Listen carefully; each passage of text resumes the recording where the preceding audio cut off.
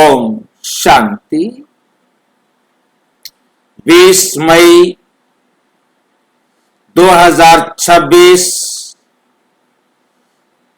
आज की साकार मुरली रंगीन बड़े बड़े अक्षरों में पढ़ें, सुने और मंथन करें। हम प्रतिदिन प्रातः 4 बजे, 6 बजे, शाम को 4 बजे, 8 बजे 4 बार मुरली मंथन करते हैं। आप भी इस मुरली मंथन में साथी व सहयोगी बनना चाहते हैं तो इसी वीडियो के डिस्क्रिप्शन बॉक्स में लिंक दिया हुआ है, वहां से लिंक ले सकते हैं, उसको अपने पास सेव कर सकते हैं। और इससे अच्छा है कि आपके सामने इसी वीडियो में नीचे चलती हुई लाइन में व्हाट्सएप नंबर दिखाई दे रहा है, उस पर मैसेज करके लिंक मंगा सकते हैं, अपने पास सेव कर सकते हैं। उससे भी अच्छा है कि www.brahmakumaris.bk एक ऐसा प्लेटफॉर्म, एक ऐसी वेबसाइट जहां आपकी सारी समस्याओं का समाधान हो जाता है। आप गूगल में जाकर Brahma Kumaris BK Om Shanti small letters में लिखेंगे .com करेंगे और आपके सामने इस प्रकार से वेबसाइट खुल करके आ जाएगी। आप उस वेबसाइट को देखेंगे तो ये हमारे पास लिखा होगा ब्रह्मा कुमारीज बीके ओम शांति हूँ। इसको खोलते ही आपके सामने वेबसाइट दिखाई देगी। उस वेबसाइट पर आप हमारे जो 2 YouTube चैनल हैं वहां पर आप लिंक क्लिक करेंगे।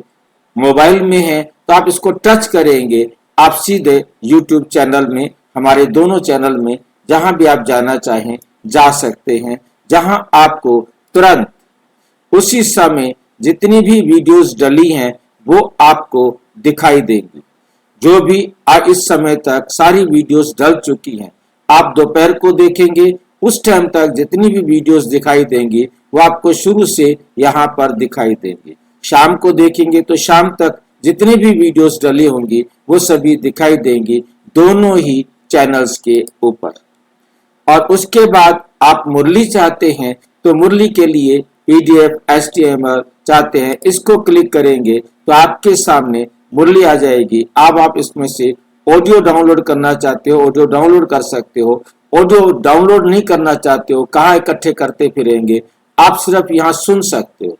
इसको क्लिक करेंगे या जो कान को लगाने वाला बना हुआ है उसको सुनने के लिए क्लिक करेंगे, वहां से आप तुरंत मुरली को उसी टाइम सुन सकते हो। उसको सेव करने की जरूरत नहीं, मोबाइल का डाटा खराब करने की जरूरत नहीं। PDF को भी, और इसमें आगे पीछे जाना चाहे तो मुरली आगे की लेना चाहे 22 की भी मुरली मिल जाएगी, 23 की भी मुरली मिल जाएगी, 2 दिन आगे की भी मुरली मिल जाएगी। और आप पीछे जाना चाहे तो 5 दिन पहले, 10 दिन पहले की मुरली ले सकते हैं। इसको सेव करने की जरूरत नहीं। आप कितना 20 दिन पहले की, 1 महीना पहले की भी मुरली लेना चाहे तो यहाँ पर आप मुरली ले सकते हैं।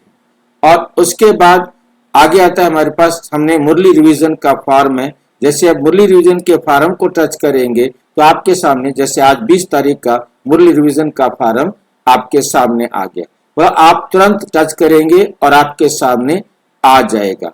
एक ही प्लेटफॉर्म पर आपको सारी सुविधाएं मिलती हैं। आप यदि मुरली में लाइव जुड़ना चाहते हो तो ये लाइव मुरली मंथन लिखा है 4 बजे, 6 बजे, शाम को 4 बजे, 8 बजे, तो यहाँ आप क्लिक करेंगे तो आपके जुड़ने के लिए तुरंत आप जुड़ सकते हैं। कहीं कुछ सेव करके रखने की जरूरत नहीं है। एक बार आपने ब्रह्मा कुमारीज बीके ओम शांति लिख लिया तो ये बिल्कुल पहली लाइन में दिखाई देगा। फिर सिर्फ आप बी लिखेंगे और ये आपके सामने होगा। फिर ब्रह्मा कुमारीज की में जानना हो, ब्रह्मा कुमारी बुक्स के बारे में जानना हो, सारी बुक्स मिलेंगी। राजयोग शिविर के द्वारा सेवा करनी हो, राजयोग शिविर की सेवा कर सकते हैं।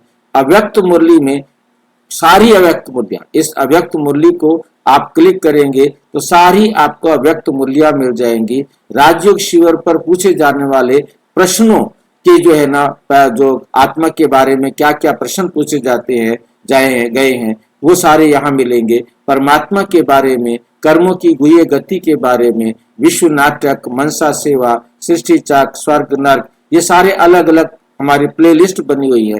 हर प्लेलिस्ट में आपको उनके प्रश्नों के उत्तर मिलेंगे। आप उनके प्रश्नों के उत्तर उनको दे सकते हैं।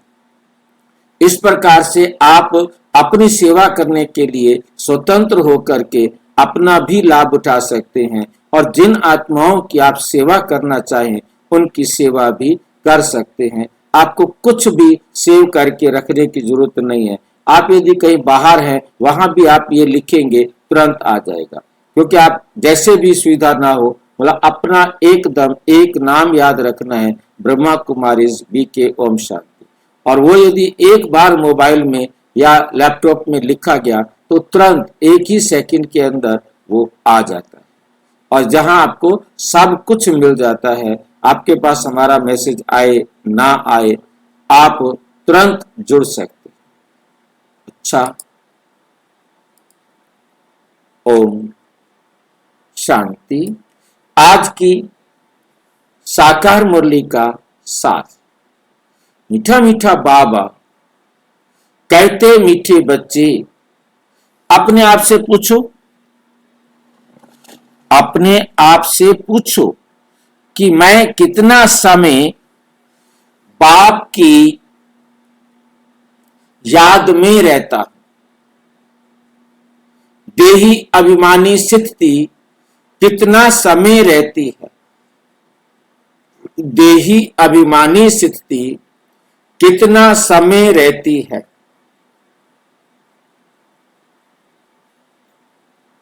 आज बाबा हमें अपने आप से बात करने की विधि दे रहे हैं ताकि हम अपने आप से बात कर सके।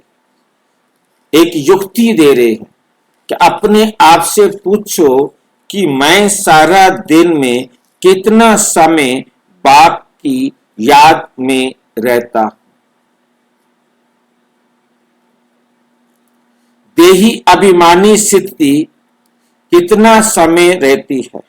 मेरी जो देही अभिमानी स्थिति है वो कितना समय रहती है,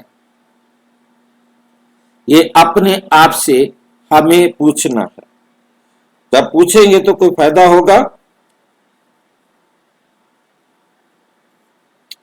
जब आप ऐसा पूछेंगे तो आपको कोई फायदा होगा।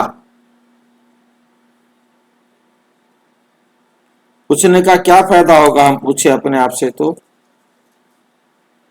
हमें पता लग जाएगा ना भाई जी कि हम कितना याद करते हैं, कहाँ तक बाबा की तरफ पहुंचे हैं, ये पता लग जाएगा। काबू पूछे अपने आप से।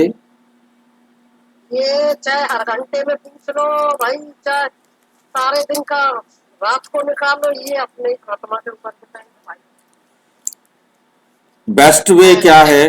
हाँ जी, हर घंटे की बात कर। हर घंटे के बाद बेस्ट है कि आप हर घंटे में अपने आप को 1 घंटे का तो जांच कर सकते हैं।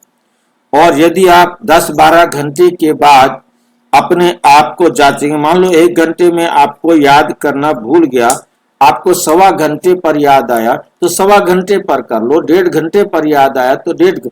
कई बार हम बिजी होते हैं, हमने 1-1 घंटे का टाइम लगा दिया कि हम 1 घंटे बाद देखेंगे। अब जैसे ही 1 घंटा बीता, जब 1 घंटे का टाइम था, हमने अलार्म भी लगा के रखा था, तो उस टाइम कुछ जरूरी काम था। जो 1-1 घंटे का हमारा अलार्म बजा हुआ है, ट्रैफिक कंट्रोल का बना हुआ है, वो इसीलिए बना है। उसको बनाया तो बाबा ने इसीलिए है कि आप 1 घंटे में 1 मिनट अपने लिए सोचो, अपने लिए विचार करो। क्योंकि जब आप अपने लिए देखोगे, सोचोगे, तो आपको अगले घंटे में अटेंशन आएगा, अच्छा मेरा 1 घंटा बेकार गया, ओ अब इस घंटे में मैं डबल कमाई कर लूं। आपके ऊपर तुरंत अटेंशन आएगा। 1 ही मिनट के अंदर आपने अपने आप को जांच भी लिया और आपने अपने आप को समझा लिया, ओके ये 1 घंटा तो मेरा बर्बाद हो गया, तो अब अगला घंटा मेरा बर्बाद नहीं होना चाहिए। तो ये अटेंशन आ जाएगा। जब ये अटेंशन आ जाएगा तो अगले घंटे में आप अपने आप को इंप्रूव कर सकेंगे। और अगले घंटे में फिर देखो, 5-10 मिनट ऊपर हो गए, कोई फांसी नहीं लग गई है कि आप तो फिर 2 घंटे पर चेक करेंगे, नहीं। जब याद आ जाए तभी आप उससे पिछले पीरियड को तुरंत अपने समय में तुरंत आपके सामने दिखाई देगा कि मैंने वेस्ट किया या बेस्ट किया। किसी को बताना नहीं है। चार्ट लिखने में सबसे बड़ी प्रॉब्लम क्या होती है कि चार्ट लिखा बहन जी को देंगे या भाई जी को देंगे, कोई ना कोई सीनियर को दोगे। अब वो चार्ट दोगे तो उसको पता लगेगा, वहां तो झूठ बोलने की गुंजाइश है, पर तो यहां कोई झूठ बोलने की भी गुंजाइश नहीं, कोई जरूरत नहीं। अपने आप को तो समझाना है, मैंने अपने आप को इंप्रूव करना है। मैंने 1 घंटे में 5 मिनट याद रहा तो कोई बात नहीं, अब जो बीत गया वो मेरे हाथ में नहीं है। मैं अब अगले घंटे पर अटेंशन दूं, मैं अब उस कमी को पूरा करूं। कितना पूरा कर पाया अगले घंटे में पता लग जाएगा। हर घंटे बाद हमें अपनी कंडीशन पता लगती रहेगी तो हमारी योग की यात्रा पावरफुल बनती जाएगी। बेशक हम खरगोश की तरह चल रहे हैं, वो तो लगातार चल रहे हैं ना, कछुए की तरह चल रहे हैं तो लगातार चल रहे हैं ना, निरंतरता उसमें लाना इजी हो जाएगा। इसलिए मतलब ये जो बात है ये बहुत अच्छी बात बाबा ने हमारे दिमाग में डाली है कि देही अभिमानी स्थिति कितना समय रहती है। हर घंटे में हम अपने आप को चेक करें तो हम अपने में बहुत सुधार कर सकते हैं। प्रश्न, तकदीरवान बच्चे ही बाप का कौन सा डायरेक्शन पालन करते हैं? जो तकदीरवान बच्चे हैं, भाग्यशाली बच्चे हैं, जिनकी किस्मत बहुत अच्छी है। अच्छी किस्मत हम सब की है कि हम सब ने परमात्मा को पहचान लिया है, हम परमात्मा की डायरेक्शन पर अपने आप को सुधार रहे हैं। अब यहां बाबा ने पूछा है तकदीरवान बच्चे ही बाप का कौन सा डायरेक्शन पालन करते हैं? जो बहुत भाग्यवान बच्चे हैं वो बाबा की कौन सी डायरेक्शन को अपने जीवन में पालन करते हैं। वो एक डायरेक्शन बतानी है जिस डायरेक्शन को तकदीरवान बच्चे पालन करते हैं। ऐसे तो बहुत सारी डायरेक्शंस है, बाबा रोजाना हमें इतनी श्रीमत देते हैं, इतने तरीके, इतनी युक्तियां, इतनी बातें बताते हैं, हम उन सब को याद ही नहीं रख पा रहे।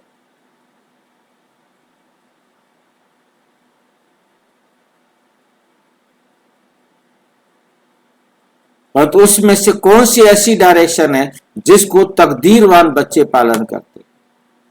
बाप का डायरेक्शन है, पहला डायरेक्शन है, मीठे बच्चे आत्म अभिमानी भव।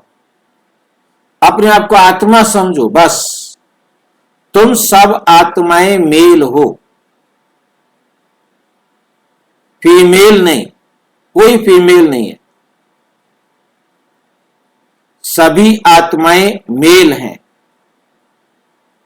फीमेल मेल फीमेल तो शरीर होता है, आत्मा ना मेल है और ना फीमेल है। परंतु आत्मा को मेल कहा गया है। क्यों कहा गया है? ये बात अपनी बुद्धि में रखनी है, क्योंकि ये संसार का खेल है पुरुष और प्रकृति का, पुरुष और प्रकृति का। प्रकृति कहा जाता है शरीर को, 5 तत्वों से बना हुआ ये शरीर, ये जीव, और पुरुष कहा जाता है आत्मा को। अब ये शरीर मेल और फीमेल होते हैं। जहां आत्मा आत्मा ही रहती है, चाहे उसे प्रकृति या शरीर या जीव, स्त्री का मिले चाहे पुरुष का मिले, शरीर को प्रकृति, जीव या क्या बोलते हैं मेल फीमेल कहा जाएगा। भाई जी हाँ जी, इसको पुरुषत्व या कर्तापन कह सकते हैं क्या? पुरुषत्व क्या? इसको पुरुष को मतलब जो पुरुषत्व है, पुरुषत्व की भावना है ना, कर्म की भावना, कर्तापन की भावना, वही तो पुरुष है। आत्मा, आत्मा कर्तापन की भावना आप ढूंढ रहे हैं, कर्तापन की भावना आत्मा में है ना। हाँ, तो पुरुषत्व, जो पुरुषत्व कर्म को ही तो पुरुषत्व कहा जाता है। पुरुषत्व शब्द जो है ना, बोलते ना पुरुषत्व, पुरुषत्व नहीं है, मतलब पुरुषार्थ होता है। पुरुषत्व, पुरुषार्थ, पुरुषार्थ कहें, पुरुषत्व कहें, पुरुषार्थ तो आत्मा करती है। मतलब मेल फीमेल के संदर्भ में बात करना। हाँ, मतलब उसमें मेल फीमेल नहीं होगा, मतलब उसमें पुरुषत्व जो है ना, पुरुषत्व वाली बात है। वो पुरुष है, बस खत्म। हाँ, उसमें मतलब कोई दूसरा है ही नहीं, मतलब पुरुषत्व क्योंकि हमें की भावना नहीं है। हाँ, हमें बस इतनी बात याद रखनी है, चाहे कितने भी जन्म हमने इस संसार में लिए हैं, उसमें लगभग, जरूरी नहीं, लगभग आधे जन्म हमने मेल के लिए हैं, आधे जन्म फीमेल के लिए। किसी के 2 4 5 जन्म कम ज्यादा हो सकते हैं, इधर या उधर। ये भी हद की व्याख्या है। क्या मतलब? ये भी हद की व्याख्या है कि मेल है कि फीमेल है, तो बेहद, बेहद कहना या संसार की व्याख्या हद, देखिए बेहद में रहेगा, परंतु इस संसार के अंदर ये लॉ सबके ऊपर लागू होता है। परमात्मा को छोड़कर बाकी सब के ऊपर ये लॉ लागू होता है। जो सबके ऊपर लागू हो जाता है तो वो बेहद में चला जाता है। देही अभिमानी की बात कर रहा ना भाई, देही अभिमानी देवता है, इसका मतलब ये है कि मैं मेल फीमेल इसका पार अगर नहीं रहा तो फिर देही अभिमानी हुई नहीं ना। देही अभिमानी वाली बात है कि अपने आप को मेल ही समझ रहा हूं, तो देही अभिमानी तो नहीं ना। जब कुछ समझेगा कि मैं देही हूं, तब वो बेहद में है। हाँ, जैसे ही उसने अपने आप को देह समझा तो वो हद में है। हाँ, देह समझा, चाहे वो आपको अपने आप को स्त्री समझे या पुरुष समझे, तो वो हद में हो गया। देही अभिमानी नहीं है फिर। एक ही होता है ना भाई जी, या तो वो देही अभिमानी होगा या देह अभिमानी होगा। केवल शिफ्टिंग है ना, स्थिति की शिफ्टिंग है। मैं या तो इधर हूं या मैं इधर हूं, या तो स्विच ऑन है या स्विच ऑफ है। दो चीजें एक साथ कभी नहीं होती, या तो अंधेरा होगा या दिन होगा, या तो आत्म अभिमानी या देह अभिमानी। केवल शिफ्टिंग है, हमने यही शिफ्ट करना है। हमने केवल अपनी पोजीशन को शिफ्ट करना है। मैं ये शरीर नहीं हूं, मैं आत्मा।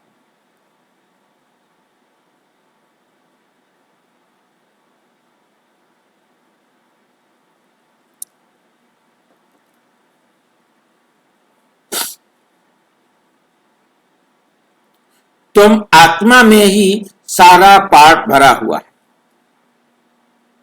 शरीर में कोई पार्ट नहीं है। अब यही मेहनत व अभ्यास करो, यही हमने मेहनत करनी है, इसी का अभ्यास करना है। जितना हम इसका अभ्यास करेंगे उतना हम बाप की श्रीमत पर चलने के लिए आगे बढ़ सकेंगे। हम अपने आप को समझेंगे देह, हम परमात्मा का कहना पहला पहला कहना नहीं मान रहे हैं, अगले कहने तो मानने की कोई बात ही नहीं। पहला कहना ही नहीं माना तो अगले कहने भी समझ लो कि हमने दरवाजा बंद कर दिया। जब हम आत्म अभिमानी बनते हैं तो परमात्मा की श्रीमत पर पहला कदम चलता है। पहला कदम हम चलेंगे तब अगले कदम चलेंगे। जब तक पहला कदम ही देह से बाहर नहीं निकाला, तब तक हम परमात्मा की श्रीमत पर चल ही नहीं सकते।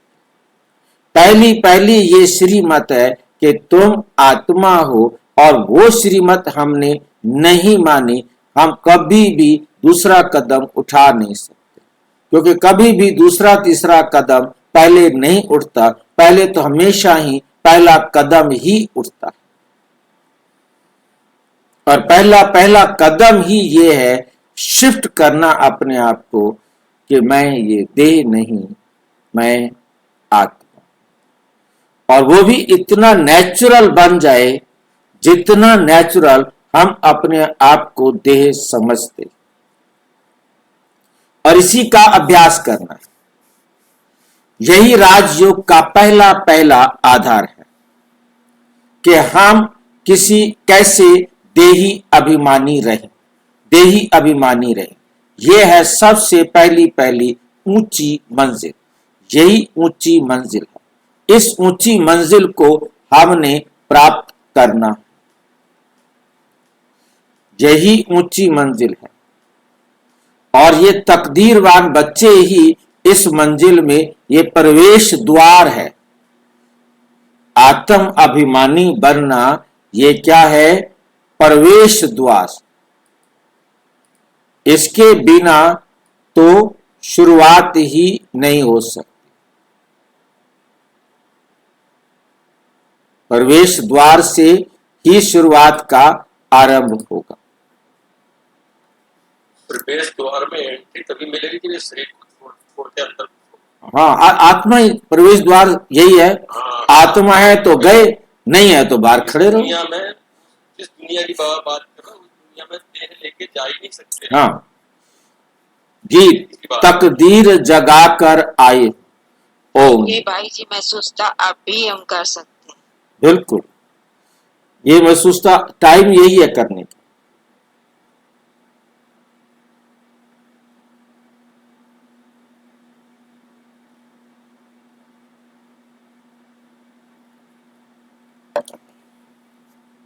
इसके बाद तो फिर मिलने वाला ही नहीं है। ओम शांति। मीठे मीठे रूहानी बच्चों ने गीत सुना। मीठे मीठे रूहानी बच्चों ने गीत सुना। रूहानी बच्चे अर्थात जीव की आत्माओं ने कहा कि हम नई दुनिया की तकदीर यानी स्वर्ग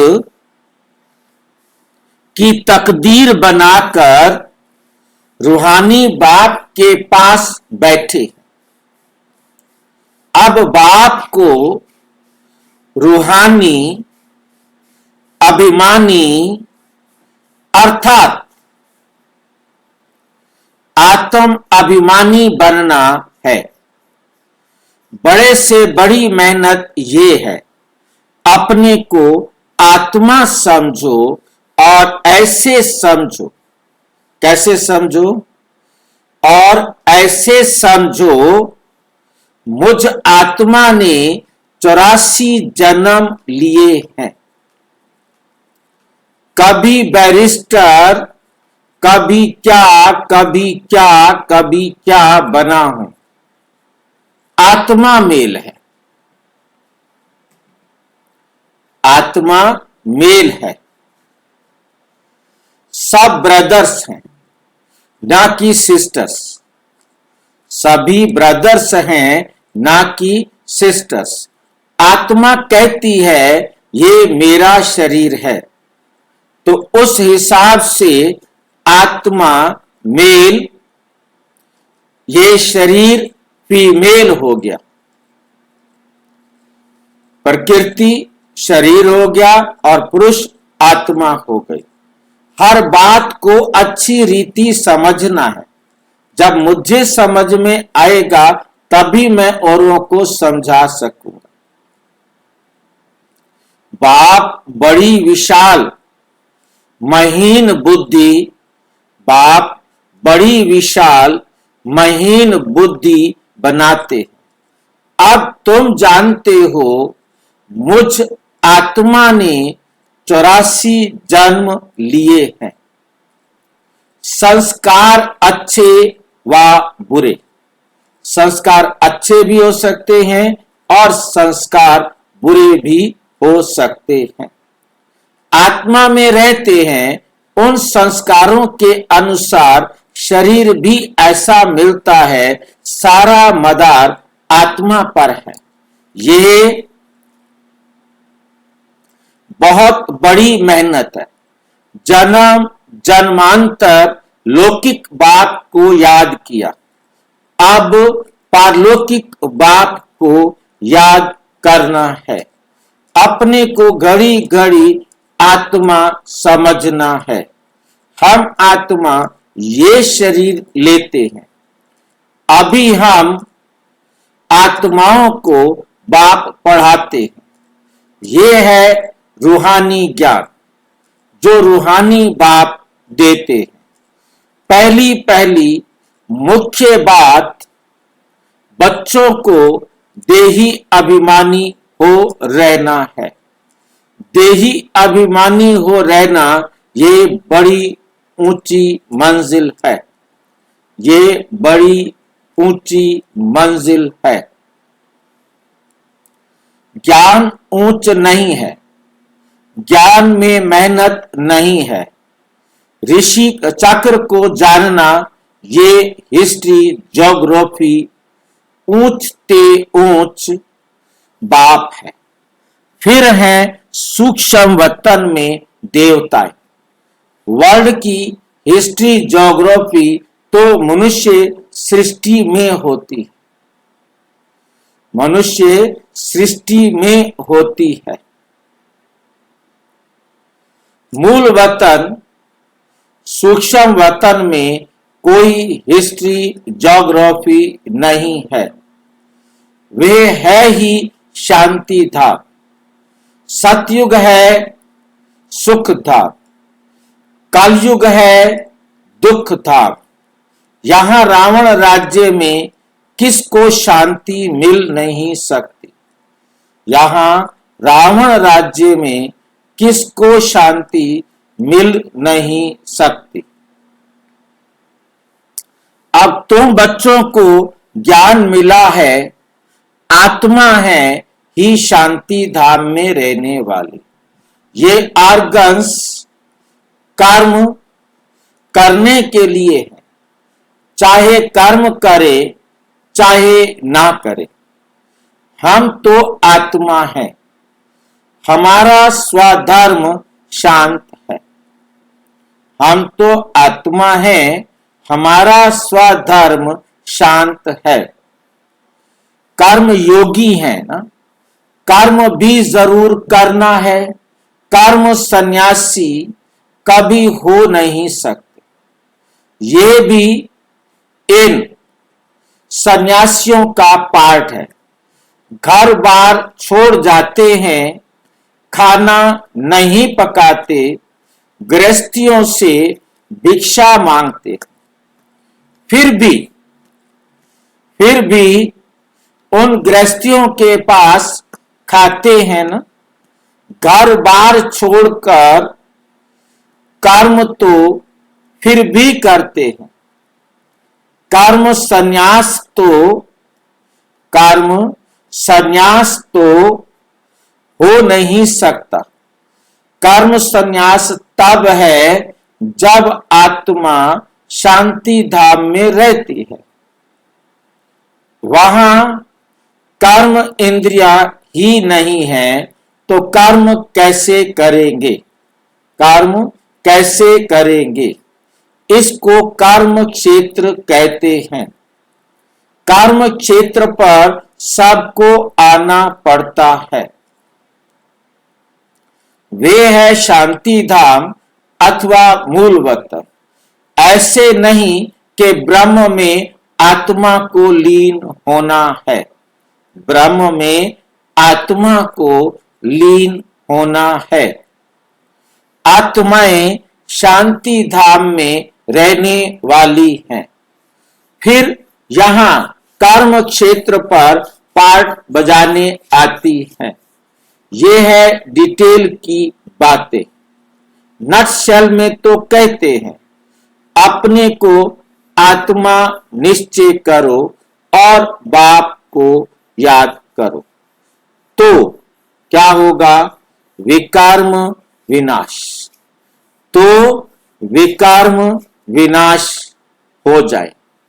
इसको ही भारत का प्राचीन योग कहा जाता है।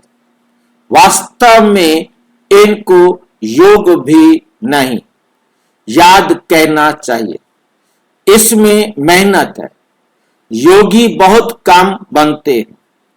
योग की शिक्षा पहले चाहिए, बाद में ज्ञान। पहले पहले है बाप की याद। पहले पहले क्या है? बाप की याद। बाप कहते हैं देही अभिमानी बनो, ये है रूहानी याद की यात्रा, ज्ञान की यात्रा नहीं। इसमें बहुत मेहनत करनी पड़े। कोई तो भल बीके कहलाते हैं, परंतु बाप को याद नहीं करते। बाप को याद नहीं करते। बाप आकर ब्रह्मा द्वारा तुम बच्चों को देही अभिमानी बनाते हैं। ये देह अभिमानी थे, अभी देही अभिमानी बनने का पुरुषार्थ चल रहा है। ब्रह्मा कोई भगवान नहीं। ब्रह्मा कोई भगवान नहीं है। यहाँ तो सब मनुष्य मात्र पतित हैं। पावन श्रेष्ठाचारी एक भी नहीं। आत्मा के लिए ही कहा जाता है पुण्य आत्मा, पाप आत्मा। मनुष्य भी कहते हैं मेरी आत्मा को तंग नहीं करो, परंतु समझते नहीं है कि मैं कौन हूं। पूछा जाता है, हे जीव की आत्मा, तुम क्या धंधा करते हो? कहेंगे मैं आत्मा इस शरीर द्वारा फलाना धंधा करता हूं। तो पहले पहले ये निश्चय कर बाप को याद करो। ये रूहानी नॉलेज सिवाय बाप के कोई दे ना सके। बाप आकर देही अभिमानी बनाते हैं। ऐसे नहीं कि ज्ञान में कोई तीखे जाते हैं तो वे पक्के देही अभिमानी बने हैं। देही अभिमानी जो हैं वे ज्ञान को अच्छी रीति धारण करते हैं। बाकी तो बहुत है जो ज्ञान को अच्छी रीति समझते हैं, परंतु शिव बाबा की याद भूल जाती। घड़ी घड़ी अपने को आत्मा समझ बाप को याद करना है। इसमें जिन माफिक बनना है। जिनकी कहानी है बाप भी यही काम देते हैं, मुझे याद करो नहीं तो माया तुझे खा जाएगी। माया है जिन। जितना बाप को याद करेंगे तो विकर्म विनाश होंगे। तुमको बहुत कशिश होगी, खींच होगी। तुमको बहुत कशिश होगी। माया उल्टा बनाकर तुमको बहुत तूफान में लाएगी। माया उल्टा बनाकर तुमको बहुत तूफान में लाएगी। बुद्धि में यही याद रहे कि हम आत्मा बाप के बच्चे हैं। बस इसी खुशी में रहना है। बस इसी खुशी में रहना है। देह अभिमान में आने से माया चमाट लगाती है। देह अभिमान में आने से माया चमाट लगाती है। हाथम ताई का खेल भी दिखाते हैं, मुहरा डालने से गुम हो जाते। तुमको भी माया तंग करेगी। अगर बाप को की याद में रहेंगे तो इस पर ही युद्ध चलती है। इस पर ही क्या चलती है? युद्ध चलती है। तुम पुरुषार्थ करते हो याद करने का, लेकिन माया ऐसा नाक से पकड़ेगी जो याद करने नहीं देगी। तुम तंग हो, सो जाएंगे। तुम तंग होकर क्या करेंगे? सो जाएंगे। कोई इलाज नहीं। तुम तंग होंगे और तंग होकर के सो जाएंगे।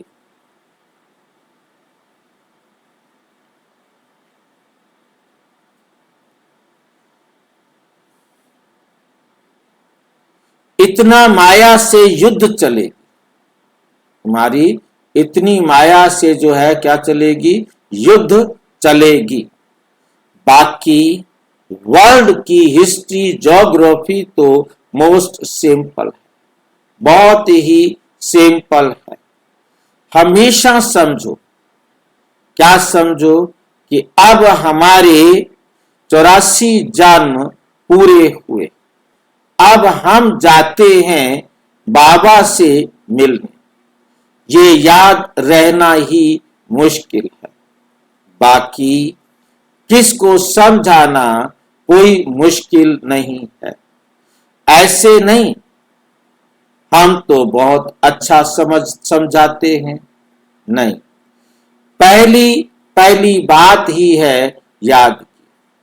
प्रदर्शनी में ढेर आते हैं, प्रदर्शनी में ढेर आते हैं। पहले ये सबक पाठ सिखाना है कि अपने को आत्मा निश्चय कर बाप को याद करो, तो तमो प्रधान से सतो प्रधान बनेंगे। पहले लेसन ही ये देना है। भारत का प्राचीन योग कोई सिखा नहीं सकते। भारत का प्राचीन योग कोई सिखा नहीं सकते। बाप जब आकर सिखाए तब सीख सकते हैं। मनुष्य को राजयोग सिखा नहीं सकते, इम्पॉसिबल है। सतयुग में तो है ही पावर, वहां तो प्रारब्ध भोगते हैं, वहां ज्ञान अज्ञान की बात ही नहीं।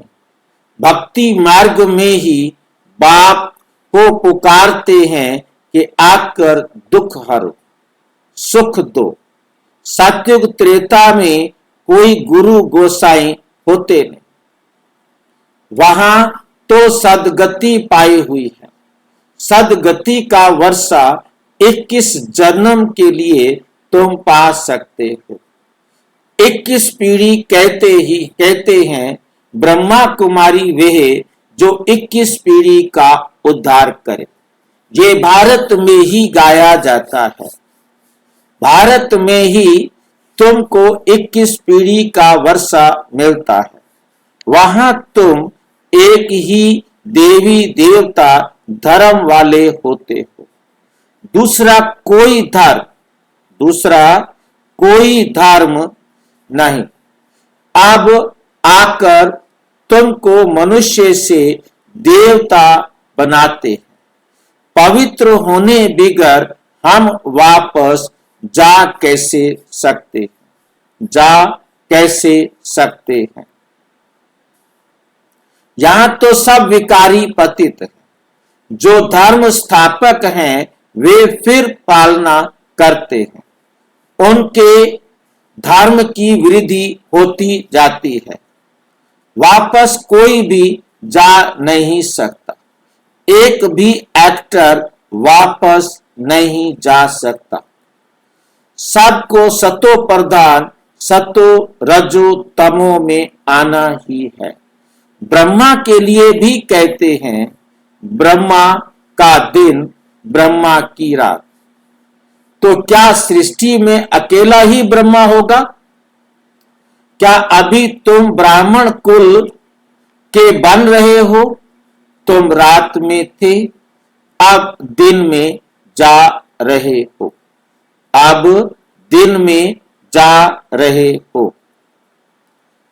तुमको समझाया है कि कितना समय पूज्य पने में रहते हो, कितने जन्म पुजारी बनते हो। जब तक बाप ना आए तब तक कोई श्रेष्ठाचारी भ्रष्टाचारी से श्रेष्ठाचारी बन ना सके। भ्रष्टाचारी उनको कहा जाता है जो विकार से पैदा होते हैं। इसलिए इसको हेल कहा जाता है। हेल और हेवन दोनों में अगर दुख हो तो फिर भी उनको हेवन ही नहीं ना कहा जाए। जब तक पूरा समझा नहीं है तो उल्टे सुलटे प्रश्न करेंगे। तुमको समझाना है भारत बहुत ऊंच था। जैसे ईश्वर की महिमा, जैसे ईश्वर की महिमा अपरम अपार है, वैसे भारत की भी महिमा अपरम अपार है। भारत क्या था? ऐसा किसने बनाया? बाप ने, जिसकी महिमा गाते हैं। बाप ही आकर बच्चों को विश्व का मालिक बनाते। बाप ही आकर बच्चों को विश्व का मालिक बनाते हैं। मनुष्य मात्र को दुर्गति से सदगति में ले जाते हैं, शांति धाम में ले जाते हैं। जिसके लिए ही मनुष्य पुरुषार्थ करते हैं, उसको अटल सुख, अटल शांति, अटल पवित्रता कहा जाता है। वहां तुम सुख में भी हो, शांति में भी हो। बाकी आत्माएं शांति में रहती हैं। मैक्सिमम जन्म तुम लेते हो, बाकी मिनिमम वाले अटल शांति में रहते। ये बात किसको समझ में आई है?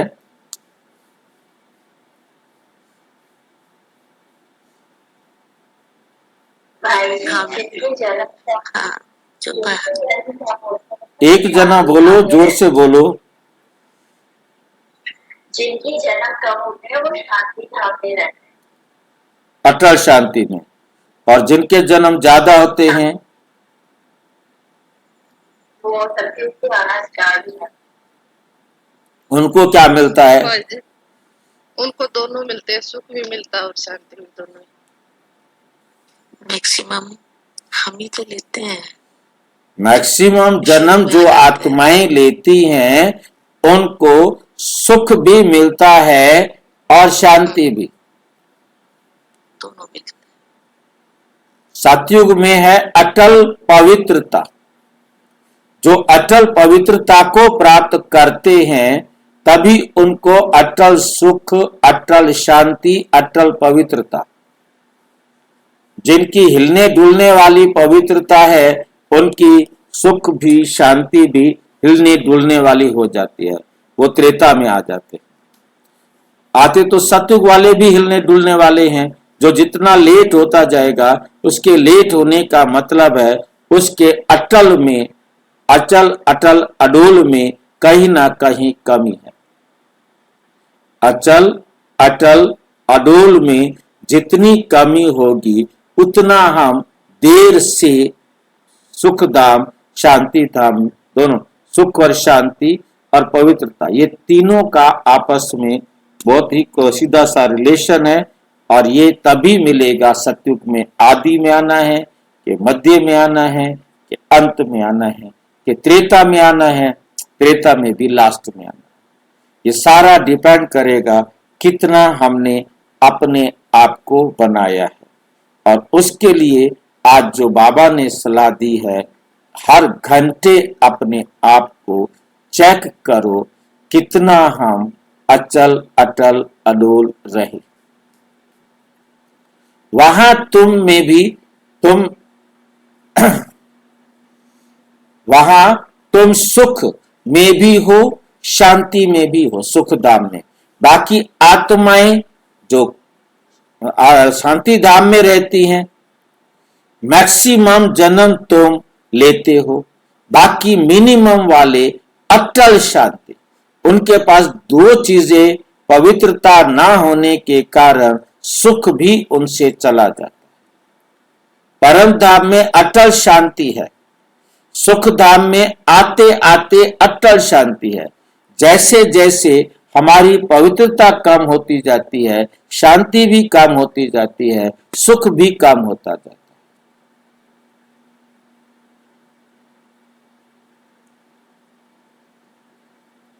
और वहां वो अटल शांति रहती है, उनके पास पवित्रता और सुख नहीं होता।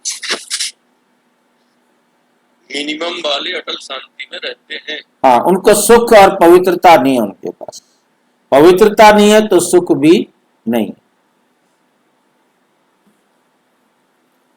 अब क्या करना चाहिए, कहाँ रहना चाहिए, ये फैसला हमको करना है। उसी हिसाब से आगे की मेहनत करनी। वे जैसे मच्छरों सदृश आए, जैसे एक दिन में सवेरे मच्छर पैदा हुए और रात को खत्म। एक आधा जन्म पाठ बजाया और ये क्या, उनकी कोई वैल्यू नहीं। मच्छरों की क्या वैल्यू होती है? रात को जन्मते हैं, सवेरा होते ही मर जाते हैं।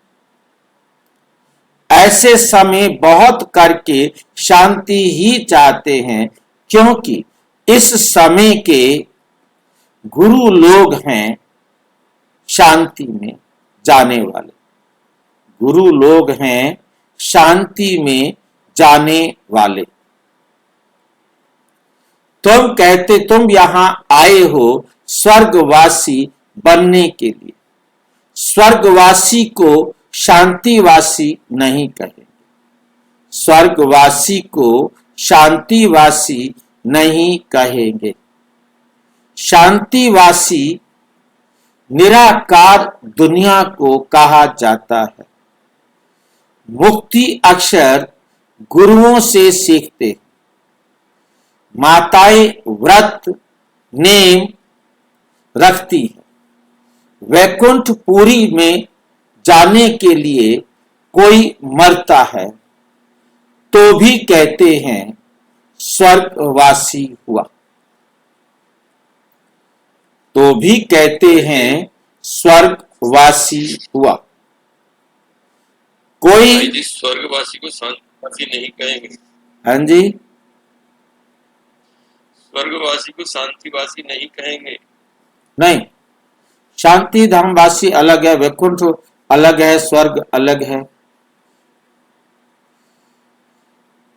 माताएं व्रत नेम रखती हैं वैकुंठपुरी में जाने के लिए। कोई मरता है तो भी कहते हैं स्वर्गवासी हुआ। कोई होता ही नहीं, लेकिन भारतवासी हेवन को ही मानते, समझते हैं भारत पैराडाइज था। शिव बाबा भारत में ही आकर स्वर्ग की रचना रचते हैं तो जरूर यहां ही रचेंगे। स्वर्ग में तो नहीं, रचना रचनी है तो यही रची जाएगी ना। स्वर्ग में तो नहीं आएंगे, कहते हैं मैं आता हूं स्वर्ग और नरक के संगम पर। कल्प कल्प के संगम पर आते हैं, उन्होंने फिर युगे युगे लिख दिया है। कल्प का अक्षर भूल गए हैं। ये भी खेल बना हुआ है, ये भी खेल बना हुआ है। फिर वही रिपीट होगा। इस अंतिम जन्म में तुम बाप को और सृष्टि चक्र को जानते हो, कैसे स्थापना होती है। नंबर 1।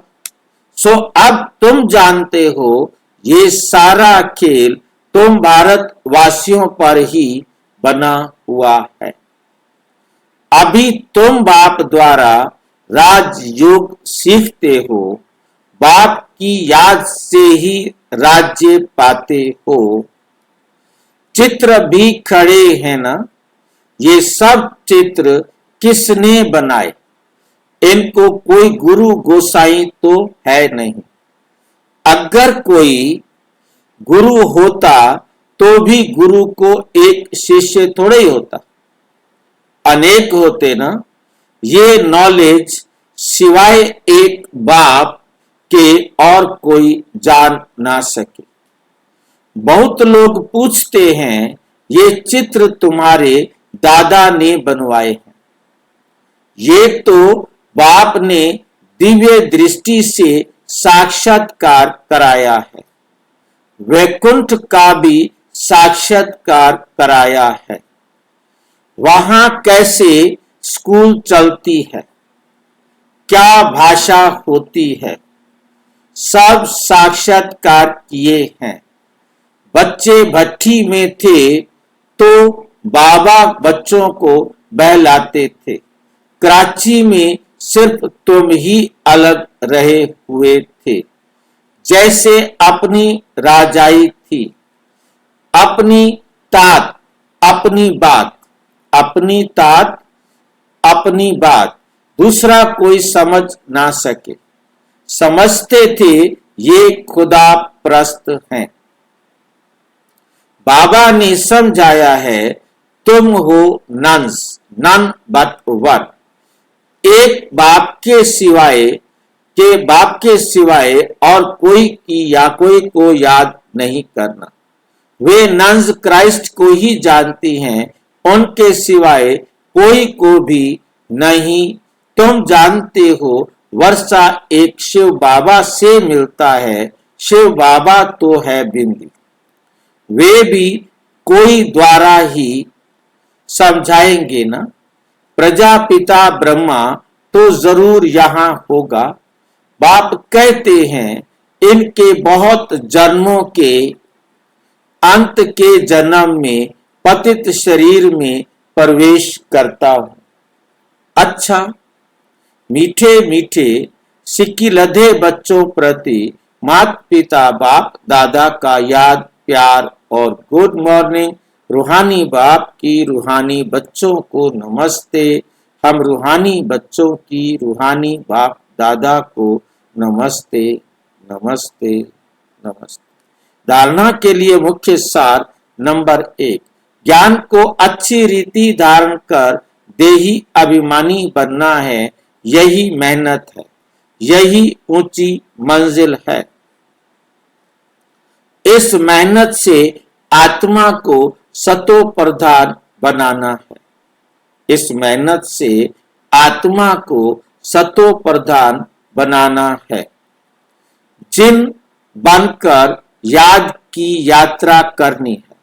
माया कितने भी विघ्न डाले, लेकिन मुख में मुलहरा डाल देना है।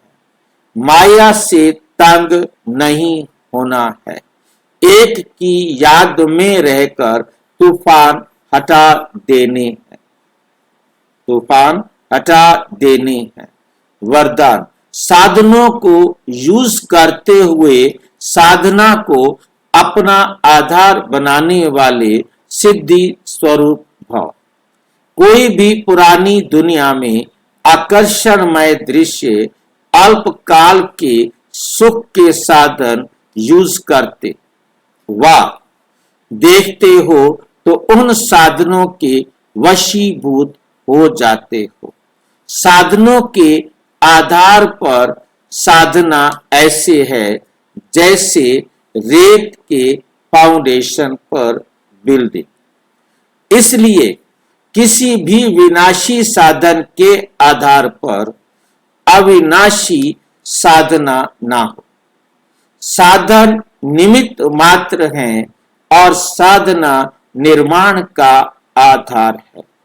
इसलिए साधन को महत्व दो तो साधना सिद्धि को प्राप्त कराएगी। तो साधना सिद्धि को प्राप्त कराएगी। युगल हे सीरी इसे बदलो जैसी चीजें भी कह सकते हैं, ऐसा नहीं करने पर होगी कैंसिल।